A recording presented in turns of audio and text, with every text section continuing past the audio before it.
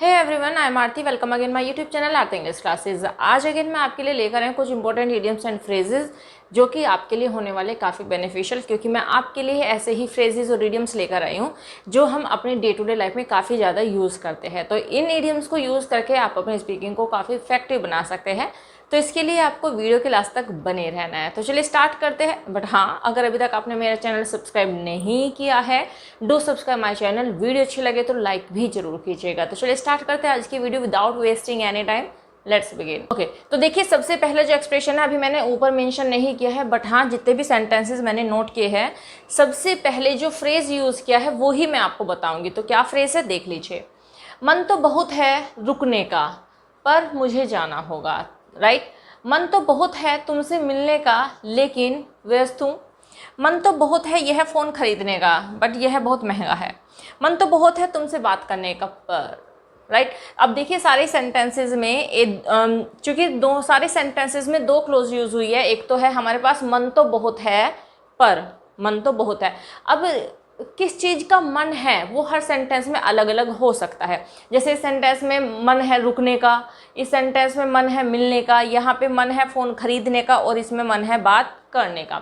तो इस तरीके से सेंटेंस में जो भी नाउन होगा, जो भी काम करने का मन होगा वो अलग होगा, लेकिन हमारे पास में जो क्लोज है वो है मन तो बहुत है पर। राइट, तो ये मैं आपको बताने वाली हूँ कि आप इसको कैसे बोलेंगे। तो इसके लिए आपको यूज़ करना है as much as I would like to. तो यह भी मैंने बताया है आपको, जब सेंटेंसेस बनाऊंगी तो आपको सारा क्लियर हो जाएगा कि कैसे हम इसको यूज़ करेंगे। तो आपको याद रखना है as much as I would like to.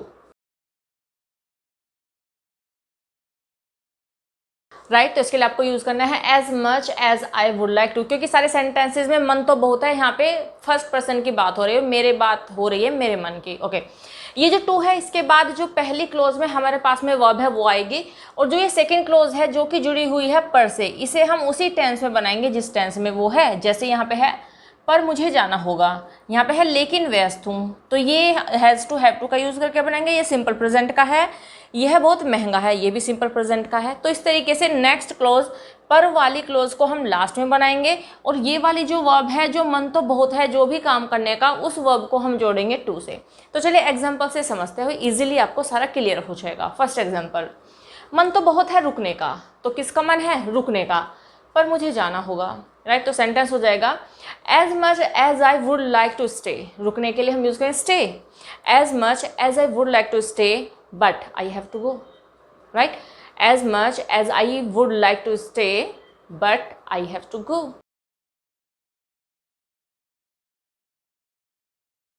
Right, तो सेंटेंस है as much as I would like to stay but I have to go. Next one, मन तो बहुत है तुमसे मिलने का, बट क्या है व्यस्त हूँ, या बहुत व्यस्त हूँ, बहुत बिजी हूँ, ऐसे बोल सकते हैं। ओके, तो फर्स्ट सेंटेंस हो जाएगा as much as I would like to meet you but I am very busy.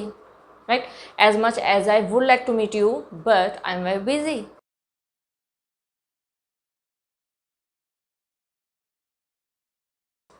Right, sentence is as much as I would like to meet you but I am busy. Okay, next, आगे बढ़ने से पहले ये sentence, मन तो बहुत है तुमसे बात करने का, पर। अब यहाँ पे देखिए मैंने आगे की जो क्लोज है वो कंप्लीट नहीं की है। तो ये सेंटेंस आप मुझे बताइए कि आप इस सेंटेंस को कैसे बनाएंगे और आप आगे क्या कंप्लीट करना चाहोगे, किस तरीके से आप इस सेंटेंस को कंप्लीट करोगे, ये आप मुझे कमेंट सेक्शन में ज़रूर बताइएगा। ओके, नेक्स्ट सेंटेंस, मन तो बहुत है यह फ़ोन खरीदने का, पर बहुत महंगा है। तो पर यह बहुत महंगा है। As much as I would like to purchase this phone but it's too expensive.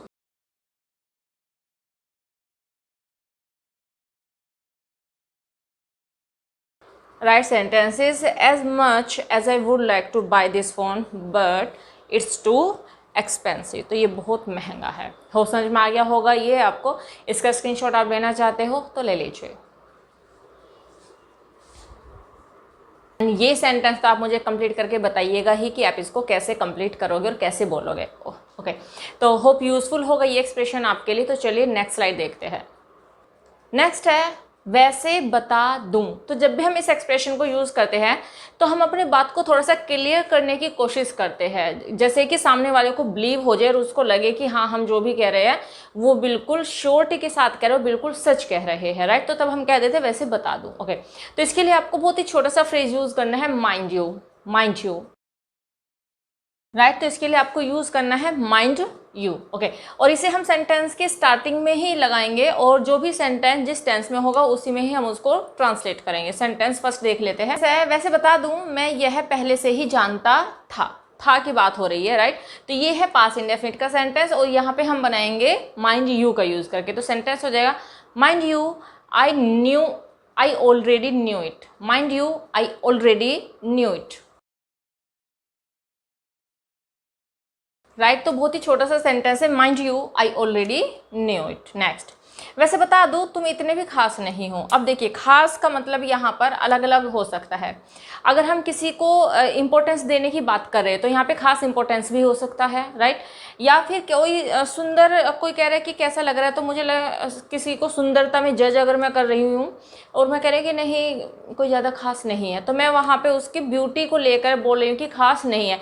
तो अलग अलग प्रोस्पेक्ट हो सकता है खास को लेकर, तो मैं यहाँ पर इम्पोर्टेंट यूज़ करने वाली हूँ।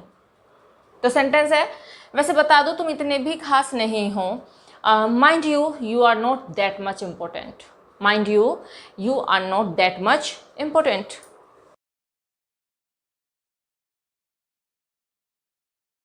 राइट। सेंटेंस है mind you are not that much important. Okay, next, वैसे बता दूं अब मुझे कोई फर्क नहीं पड़ता, right. Mind you I don't give it a damn, mind you I don't give it a damn, right. Sentences mind you I don't give it a damn. Okay, ऐसे भी कह सकते हैं हम इस सेंटेंस को, केयर का यूज करके भी बना सकते हैं, mind you I don't care anymore, mind you I don't care anymore. ऐसे भी आप सेंटेंस को बोल सकते हैं। होप समझ में आ गया होगा आपको। इसका स्क्रीनशॉट लेना चाहते हो तो ले लीजिए। होप यूजफुल होगा ये एक्सप्रेशन भी आपके लिए। तो चलिए नेक्स्ट स्ट्रक्चर देखते हैं। नेक्स्ट हम करने वाले हैं सारा इल्जाम अपने सर ले लेना। अब देखिए, इसे हम दो तरीके से यूज कर सकते हैं, या तो अपने सर ले लेना या फिर सारा इल्जाम किसी दूसरे के सर पे डाल देना। तो दोनों ही कॉन्टेक्स्ट में हम इसको यूज करेंगे, लेकिन थोड़ा सा चेंज आएगा जब हम सेंटेंस को ट्रांसलेट करेंगे, वो आपको समझना पड़ेगा, ठीक है। तो ऐसे भी कह सकते हैं कि सारा इल्जाम अपने सर ले लेना, या फिर ऐसे भी कह सकते हैं कि किसी दूसरों की सारी गलती को अपने सर ले लेना। तो गलती को अपने ऊपर ले लेना या फिर इल्जाम को अपने ऊपर ले लेना, both are the same thing. तो इसके लिए आपको यूज करना है एक idiom, that is take the fall off, take the fall off, right. तो इसके लिए आपको यूज करना है टेक द फॉल ऑफ। देखिए, ऑफ ऑप्शनल होगा, वो सेंटेंस के ऊपर डिपेंड करेगा कि ऑफ लगाना है या नहीं लगाना है, बट ज्यादातर केसेस में ऑफ लगेगा, क्योंकि जो भी गलती होगी या फिर जिसका भी इल्जाम अपने सर पे लिया जाएगा उससे पहले हम ऑफ का ही यूज करेंगे। ओके, तो एग्जाम्पल से समझते हैं। अपने भाई को बचाने के लिए उसने सारा इल्जाम अपने सर ले लिया, राइट। अपने भाई को बचाने के लिए उसने सारा इल्जाम अपने सर ले लिया। अब देखिए, इसमें ये नहीं पता कि किस चीज का इल्जाम लिया। जैसे इस सेंटेंस को देखिए, पहले तुमने उसकी गलती अपने सर क्यों ली, राइट। तो यहाँ पे है उसकी गलती, यहाँ पे ये नहीं बताया कि क्या इल्जाम अपने सर पे ले, लेकिन यहाँ पे किसी का किए हुए काम की गलती को अपने ऊपर ले लिया। और इस सेंटेंस में क्या है, बॉस ने पैसे गुम होने का सारा इल्जाम। तो यहाँ पे किस चीज का इल्जाम, पैसे गुम होने का, राइट। तो इसमें भी है कि किस चीज का इल्जाम अपने सर पे लिया और इसमें भी है कि किस चीज का इल्जाम अपने सर पे लिया। तो यहाँ पे हम ऑफ का यूज करेंगे इन दोनों सेंटेंसेस में जो लास्ट के है। लेकिन चूंकि इसमें ये नहीं बताया कि किस चीज का इल्जाम अपने सर पर लिया, कत्ल का इल्जाम लिया या फिर चोरी का इल्जाम लिया, किस चीज का इल्जाम लिया, बस अपने भाई को बचाने के लिए सारा इल्जाम अपने सर पे ले लिया, राइट। तो यहाँ पे ऑफ का कोई यूज होगा ही नहीं। तो यही मैंने आपको बताया था। चलिए आगे बनाते हैं इसको। अपने भाई को बचाने के लिए उसने सारा इल्जाम अपने सर ले लिया। तो टेक को हम according to the tense use करेंगे। पास्ट का सेंटेंस है तो मेन वर्ब की सेकंड फॉर्म यूज करेंगे, हो जाएगा took. He took the fall to protect his brother, he took the fall to protect his brother,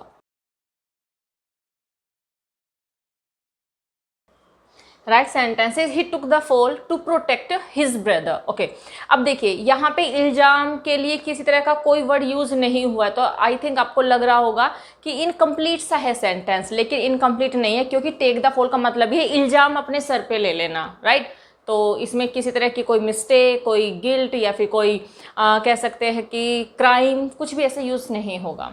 next, तुमने उसकी सारी गलती अपने सिर क्यों ले ली, है ना, क्यों ली अपनी उसकी गलती, तो उसकी गलती अपने सर ली, उसने जो भी किया उसका इल्जाम अपने सर पे ले लेना, राइट। तो सेंटेंस हो जाएगा, ये भी पास्ट इंडेफिनिट का ही है, why did you take the fall off his doing, why did you take the fall off his doing means उसने जो भी किया उसका इल्जाम तुम अपने सर पे क्यों लिया, राइट। तो सेंटेंस है why did you take the fall off his doing. Okay, अब नेक्स्ट सेंटेंस अलग है थोड़ा सा, क्योंकि यहाँ पे तो अपने सर पे इल्जाम लिया जा रहा है, लेकिन यहाँ पे इल्जाम किसी और के सर पे डाला जा रहा है, ठीक है। जो भी सब्जेक्ट है यहाँ पे उसने इल्जाम अपने ऊपर लिया, बट यहाँ पे किसी पर्सन ने दूसरे के ऊपर इल्जाम डाला, तो थोड़ा सा चेंज आएगा। यहाँ पे देखिए कैसे हम इसको बनाएंगे। सेंटेंस है, बॉस ने पैसे गुम होने का सारा इल्जाम नौकर पर डाल दिया, या नौकर के सर पे डाल दिया, या फिर नौकर के ऊपर लगा दिया, ऐसे भी कह सकते हैं कि इल्जाम नौकर के ऊपर लगा दिया, ऐसे भी कह सकते हैं। ओके, तो है ये भी पास्ट का ही, राइट। तो सेंटेंस ऐसे हो जाएगा, the boss made the servant take the fall for missing the money, the boss made the servant take the fall for missing the money.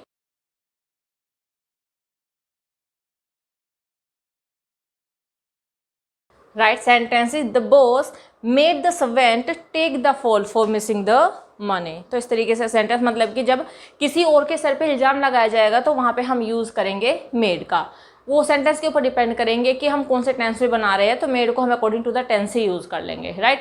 तो होप समझ में आ गया होगा ये भी आपको। इसका स्क्रीनशॉट लेना चाहते हो तो ले लीजिए। तो इस वीडियो में हमने 3 इंपॉर्टेंट स्ट्रक्चर्स कवर कर लिए हैं, जो कि आपके लिए काफ़ी बेनिफिशियल होने वाले हैं, होप होंगे, और आप इनको यूज़ भी करोगे अपने कॉन्वर्सेशन में। तो बस इस वीडियो में इतना ही, मिलते हैं नेक्स्ट वीडियो में कुछ और इंपॉर्टेंट फैक्ट्स को लेकर। Till then bye bye, take care, stay healthy and keep learning.